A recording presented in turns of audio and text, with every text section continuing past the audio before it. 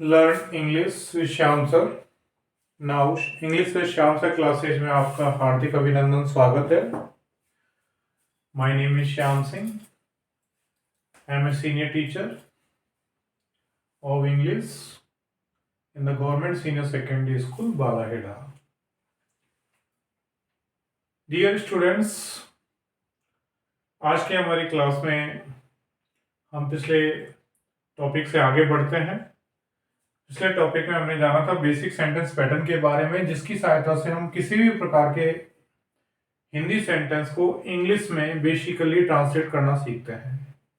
तो हमारे पास एक रामबाण फॉर्मूला होता है, यानी बेसिक सेंटेंस पैटर्न कहते हैं, जिसको शॉर्ट में कहते हैं सीओ का। तो इसका हम हेल्प लेकर हम किसी भी प्रकार के हिंदी सेंटेंस को इंग्लिश में इन 5 एलिमेंट्स को जान करके ट्रांसलेट कर सकते हैं। तो पहला जो एलिमेंट था सब्जेक्ट, यानी कि कर्ता। S for subject, V for verb, and O for object, C for complement, and A for adverbials. तो सब्जेक्ट यानी कि कर्ता, वर्ब मीन्स क्रिया, O mean object, object means कर्म, कंप्लीमेंट्स मीन्स पूरक शब्द, और एडवर्बियल्स मीन्स क्रिया विशेषण जैसे शब्द। पिछले वीडियो हमने जाना था सब्जेक्ट के बारे में, यानी कि कर्ता के बारे में। सब्जेक्ट को मैं थोड़ा सा क्विकली डिफाइन करता हूं। Subject is the word about that in a sentence we are told, यानी हमें सेंटेंस में जिसके बारे में मेनली बताया जाता है वो सब्जेक्ट होता है। या subject is the doer of a verb और एन एक्शन, यानी कि किसी क्रिया या किसी कार्य को करने वाला जो भी है वो सब्जेक्ट होता है। सब्जेक्ट 2 प्रकार का होता है, सिंगुलर सब्जेक्ट और प्लूरल सब्जेक्ट, यानी एक वचन करता और बहुवचन करता। सब्जेक्ट का ध्यान रखेंगे आप, और वर्ब के साथ उसका एग्रीमेंट करेंगे। अब जो सब्जेक्ट होता है, सब्जेक्ट के रूप में आने वाले जो वर्ड्स हैं वो या तो नाउन होते हैं या प्रोनाउन होते हैं, ये भी ध्यान रखेंगे। अब है हमारा दूसरा टॉपिक जिसमें आज हम जानेंगे, वो है वर्ब। तो आइए डियर स्टूडेंट्स, हम जानते हैं वर्ब के बारे में। Verb, VERB, verb. Verb means Hindi में क्या होता है, क्रिया। अब वर्ब को हम डिफाइन करते हैं कि वर्ब क्या है। Verb is a word.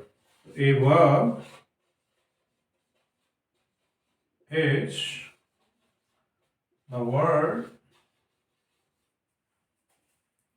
और combination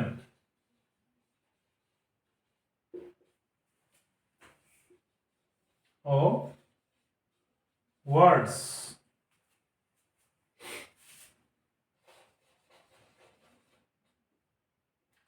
that tells us about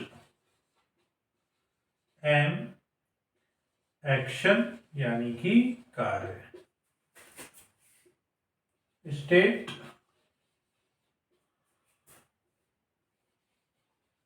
state को हम यहां पर कंडीशन भी लिख सकते हैं, और पोजीशन यानी कि स्वामित्व या अधिकार।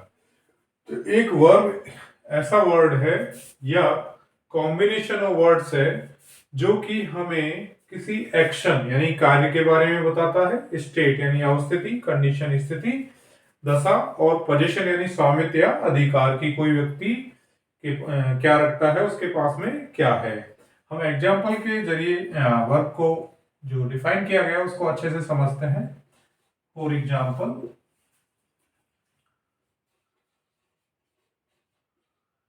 Ravi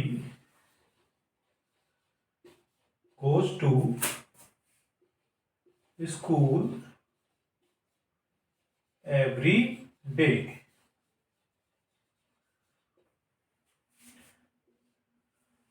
Here the word goes shows us या tells us about an action of going, यानी जाने की क्रिया हमें बता रहा है तो जाने के कार्य के बारे में बता रहा है, इसलिए ये क्या है, वर्ब है। और रवि इसको कर रहा है जाने की क्रिया को, इसलिए रवि क्या होगा, सब्जेक्ट। बाकी के बारे में हम जान लेते हैं। यहाँ पर इस वर्ब के लिए ये टू स्कूल, यानी कि इस वर्ब क्रिया के मोशन का, यानी कि हमें डायरेक्शन का पता चल रहा है। तो डायरेक्शन देने के लिए हमने क्या प्रीपोजिशन यूज किया है, टू। और स्कूल नाउन वर्ड है, इस टू प्रीपोजिशन का ऑब्जेक्ट है। एवरी डे, यहाँ पर एवरी और डे में स्पेस रहेगा, ये भी आप ध्यान रखें। अगर एवरी डे आप यूज कर रहे हैं तो एवरी और डे अगर आप अलग अलग यूज कर रहे हैं तो वो एडवर्बियल होता है। और अगर एवरी डे आपने एक साथ यूज कर लिया तो एवरी डे एक एडजेक्टिव वर्ड होता है, ये भी ध्यान रखेंगे आप। इसके बाद मैंने लिखा ही इज ए स्टूडेंट। यह रवि का एक स्टेट ऑफ बीइंग समथिंग, यानी कि जो रवि है उसके लिए ही आया, तो ये रवि तो नाउन है और ही प्रोनाउन है। हम यहाँ वर्ब की बात कर रहे हैं, इज वर्ब है क्योंकि ये स्टूडेंट होने की बात कर रहा है। इसके बाद हम फिर से थर्ड सेंटेंस लेते हैं। ही हैज ए बाइसिकल। उसके पास एक बाइसिकल है। तो यहाँ पर जो हैज वर्ड है वो यहाँ पोजीशन शो कर रहा है। तो पहला जो वर्ड है गो, वो हमें एक्शन बता रहा है। गो क्या बता रहा है, एक्शन। इज क्या बता रहा है हमें, स्टेट। और हैज हमें बता रहा है पोजीशन, यानी स्वामित्व या अधिकार। कि जो रवि है उसके पास क्या है, या उसका किस ऑब्जेक्ट या किस थिंग पर पोजीशन है, अधिकार है, स्वामित्व है। तो यहाँ पर क्लियर है कि वर्ब क्या है, वर्ब एक वर्ड है या कॉम्बिनेशन ऑफ वर्ड्स। तो कॉम्बिनेशन ऑफ वर्ड्स का हम आगे देखते हैं जब helping verb plus main verb का यूज करेंगे हम।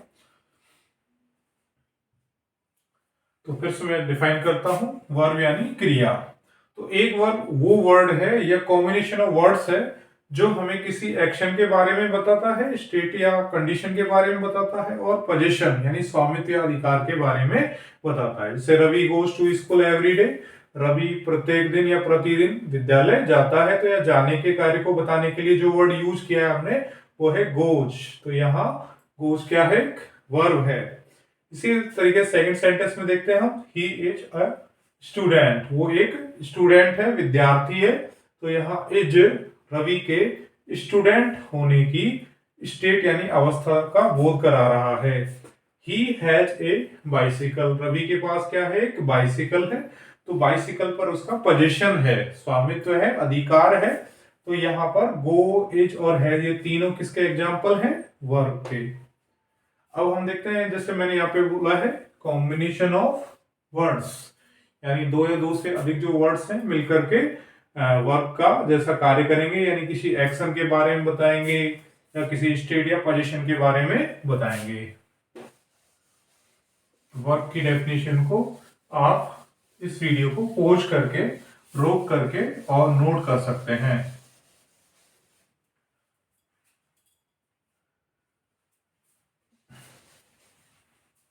और कुछ एग्जांपल लेते हैं।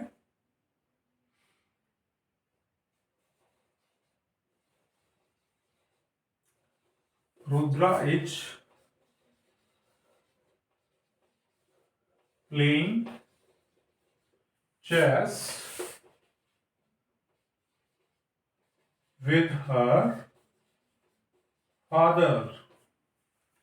अब यहां रुद्रा के बारे में बात हो रही है और उसके पिता के बारे में बात हो रही है, लेकिन मुख्य रूप से यहाँ रुद्रा के बारे में बात हो रही है क्योंकि रुद्रा यहाँ एक एक्शन को कर रही है, क्योंकि Rudra is a girl.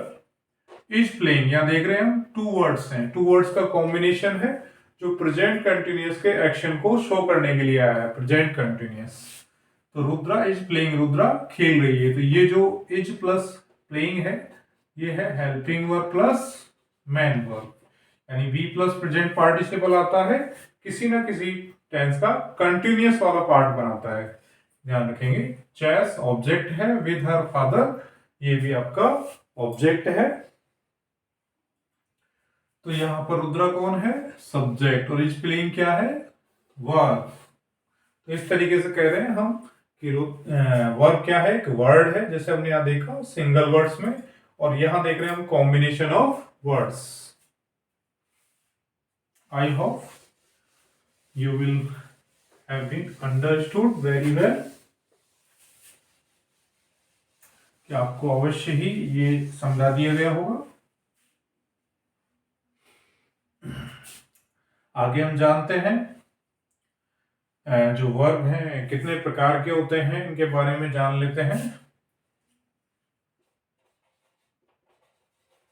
Kinds of verbs और डिफरेंट टाइप्स ऑफ वर्ब्स।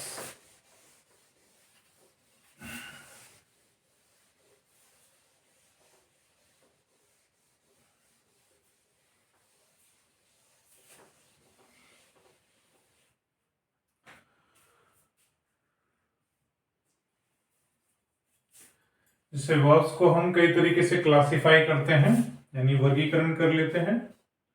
जैसे हम जनरली जो हमारी प्राइमरी क्लासेज हैं, छोटी छोटी कक्षाओं में हमने सीखा था कि जो वर्ब्स होती है वो जनरली दो प्रकार की होती है।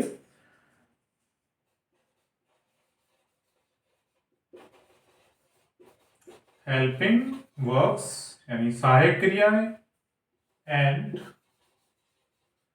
मेन वर्ब्स यानी कि मुख्य क्रियाएं। यह वर्ब का जो तात्पर्य होता है, वर्ब का जो मीनिंग होता है, वो मेन वर्ब से ही होता है। बी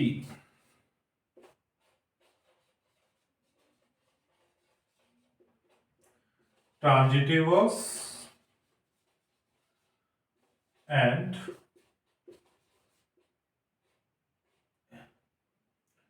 इंट्रांजिटिव वर्ब्स,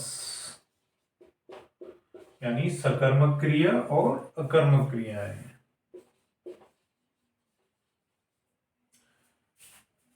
यानी जिन वर्ब्स का ऑब्जेक्ट उनके साथ यूज होता है उनको ट्रांजिटिव कहते हैं, और जिन वर्ब्स के लिए कोई ऑब्जेक्ट हम यूज नहीं करते हैं उनको इंट्रांजिटिव वर्ब्स कहते हैं। नंबर सी,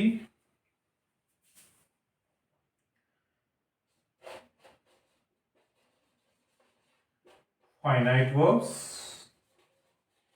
यानी discipline, and non finite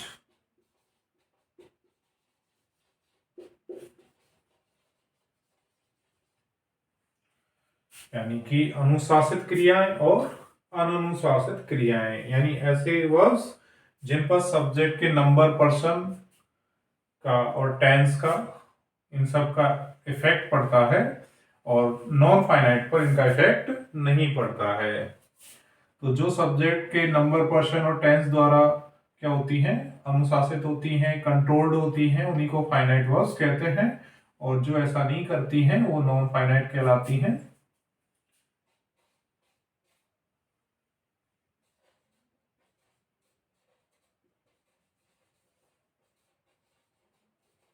linking verbs and causative verbs. Linking verbs जो सब्जेक्ट को उसके कंप्लीमेंट से लिंक करती है, जैसे अभी हमने सेकंड एग्जांपल लिया था कि ही इज अ स्टूडेंट।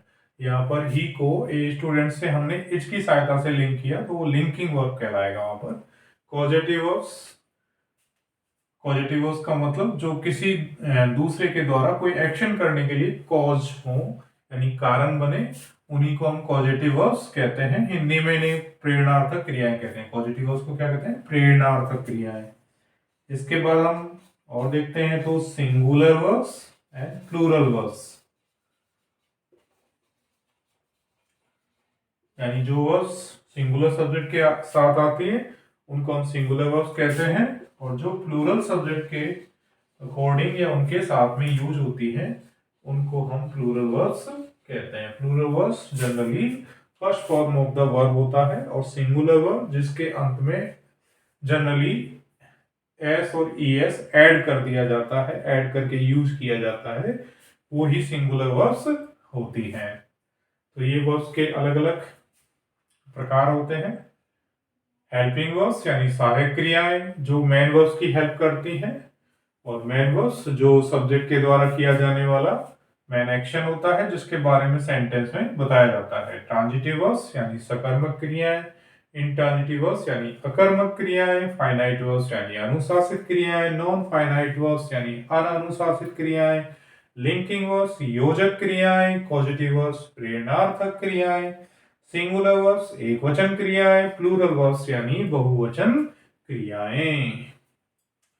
तो काइंड्स ऑफ वर्ब्स को जो हमने जिस तरीके से क्लासिफाई किया है, तो आप इन्हें नोट डाउन कर सकते हैं। तो वीडियो पॉज करके नोट डाउन कर लें, फिर हम आगे जानते हैं फॉर्म्स ऑफ द वर्ब, यानी वर्ब के फॉर्म्स के बारे में जानेंगे।